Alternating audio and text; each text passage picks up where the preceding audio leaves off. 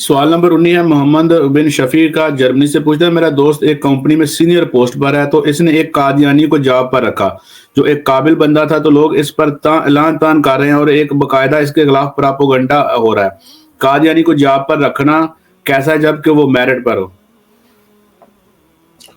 میرا خیال ہے اس میں اس بندے کی اپنی بیوقوفی بھی ہے۔ اس کو کس نے کہا تھا کہ یہ لوگوں کو اناؤنسمنٹ کرتا پھرے کہ میں قادیانی کو جاب پہ رکھ رہا ہوں؟ یہ تماشا لگانے کی ضرورت کیا تھی؟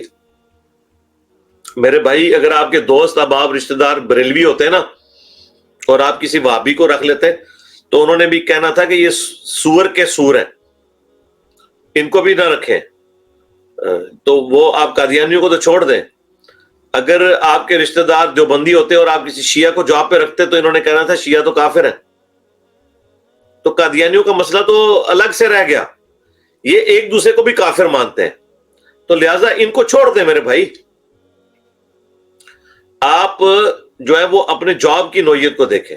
اسی چیز کو تو ہم کہہ رہے ہیں اسلامک سیکولرزم، کہ ہر شخص کی آزادی ہونی چاہیے کہ جو اس کو بہتر لگتا ہے وہ اس معاملے کو لے کے چلے۔ یہ آپ نے کون سا یعنی فرقہ وارانہ اسلام کسی کے اوپر کر دیا کہ کسی کرسچن کو جاب نہیں دے سکتے، کسی قادیانی کو جاب نہیں دے سکتے، کسی جیوز میں سے کسی کو جاب نہیں دے سکتے؟ مجھے بتائیں، اگر کرسچنز بھی یہ سوچنا شروع کر دیں کہ ہم نے مسلمانوں کو جاب نہیں دینی ہے، تو یورپ امریکہ میں تو سارے بے روزگار ہو جائیں گے۔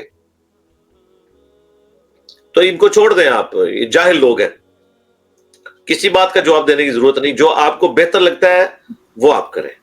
نیکسٹ سوال نمبر 21 ہے وسیم مکرانی کا، انڈیا سے پوچھنا ہے، غسل سے وضو ہو جاتا ہے یا بعد میں کرنا پڑے گا؟ دیکھیں، اس کے اوپر میری ویڈیو ریکارڈ ہے، غسل کے بعد وضو کرنا۔ اس میں ایک چھوٹی سی کباہت والا ایک ایشو ہے۔ اگر غسل کے دوران شرمگاہ کو ہاتھ لگ گیا تو وضو تو آپ کا ٹوٹ گیا، تو اس میں پھر بہتر یہ ہے کہ آپ غسل مکمل کرنے کے بعد اندر سے ہی وضو کر کے نکل آئیں۔ اگر تو شرمگاہ کو ہاتھ شروع میں لگا استنجا کرتے ہوئے وہ تو ٹھیک ہے، لیکن بعد میں وضو کرنے کے بعد پورے غسل کے دوران پھر کوئی ایسی چیز نہیں ہونی چاہیے جس سے وضو ٹوٹے، مثلا پیشاب آنا، ہوا کا خارج ہونا، یہ شرمگاہ کو ہاتھ لگنا، پھر ہی آپ کا وضو ہوگا غسل کے بعد، ورنہ نہیں ہوگا۔ آپ تالاب کے اوپر نہا رہے ہیں تو ایک ڈبکی لگانے سے آپ کا وضو غسل دونوں ہو گئے، بشرطے کہ اس میں کوئی اور ایشو نہ آ جائے۔ تو آپ میری وہ ویڈیو بھی دیکھ لیں، غسل کے بعد وضو کرنا۔ تو کتنا ٹائم لگتا ہے؟ جسم پہلے گیلا ہوتا ہے، 2 منٹ میں غسل کرنے کے بعد کپڑے یعنی اس کو تولیے سے پہنچنے سے پہلے جلدی سے وضو کر لیں۔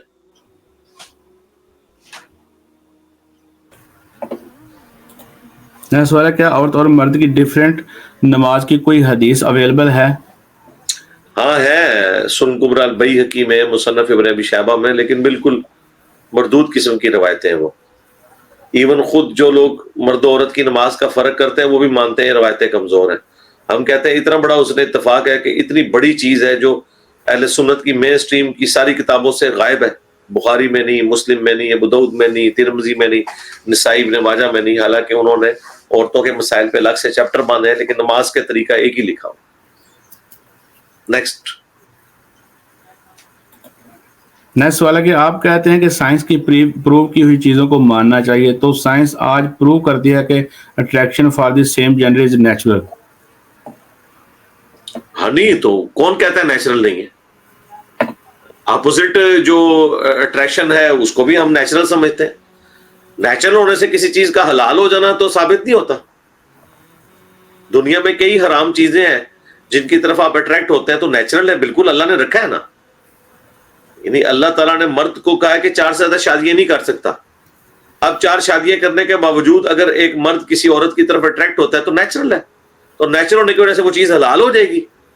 بھائی نیچرل نہ ہوتی تو یہ امتحان کہاں سے ہوتا؟ بخاری مسلم میں حدیث ہے، اللہ تعالیٰ نے جنت کو ناگوار چیزوں سے ڈھانپ رکھا ہے اور دوزخ کو خوشنما چیزوں سے ڈھانپ رکھا ہے، شہوات سے ڈھانپ رکھا ہے۔ بالکل نیچرل ہے یہ چیزیں، لیکن کیا یہ وہ نیچرل ہے جو الاؤ کیا ہوا ہے؟ جی نہیں، اجازت نیچرل ہونے کے باوجود اجازت نہیں ہے۔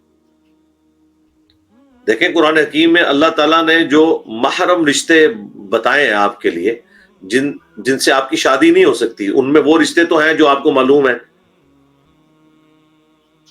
بہن سے شادی نہیں ہو سکتی، ماں سے نہیں ہو سکتی، خالہ سے نہیں ہو سکتی، پھوپھی سے نہیں ہو سکتی.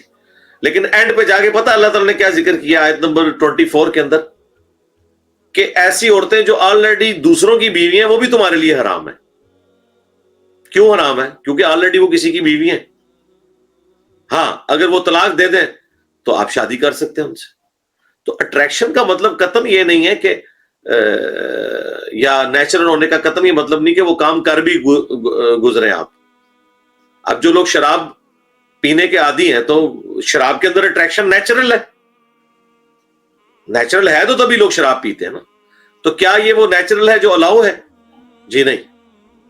ہاں اگر آپ نیچرل سے مراد وہ یعنی فطرت کہہ رہے ہیں تو فطرت وہ والی فطرت جو اللہ تعالیٰ نے اپنے پیغمبروں کو سکھائی ہے، اس فطرت میں وہ چیزیں جن میں نیچرلی اٹریکشن بھی ہے وہ آپ کے لیے حرام کر دی گئی ہیں.